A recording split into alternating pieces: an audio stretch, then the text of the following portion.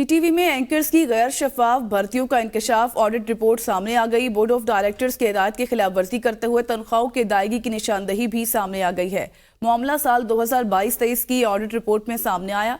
Audit ने जिम्मेदारी का तयन करने और जायद अदायगियों की रिकवरी की भी सिफारिश कर दी है।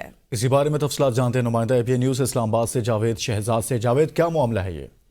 जी बिल्कुल जी, पीटीवी में एंकर्स की गैर शफाफ भर्तियों का इंकशाफ ऑडिट रिपोर्ट में सामने आ चुका है। बोर्ड ऑफ डायरेक्टर्स की हिदायत की खिलाफ वर्जी करते हुए तनख्वाहों की अदायगी की भी निशानदेही सामने आ गई है। मामला 2022-23 की ऑडिट रिपोर्ट में सामने आया है। 2021 और 22 के दौरान पीटीवी इंतजामिया ने 4 मुलाजमीन की खिदमात हासिल की हैं, जिनमें 3 सितंबर 2022 तक उन मुलाजमीन को 2 करोड़ 90 लाख रुपए की अदायगियां की गई हैं। जबकि इस भर्ती के हवाले से इश्तिहार में असामियों की तादाद, मतलूबा क्वालिफिकेशन, तजर्बा और उम्र की बालाई हद के बगैर सिर्फ पोस्ट का नाम दिया गया था। एक मुलाजम ओन अब्बास शाही की तनख्वाह में कॉन्ट्रैक्ट पीरियड के दौरान 3,49,000 रुपए बढ़ाकर 5,50,000 रुपए कर दी गई थी।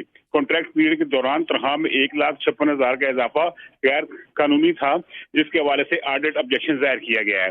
मुतल्लिका मुलाजम को फेवर देते हुए 7,14,581 रुपए जायद अदा किए गए थे।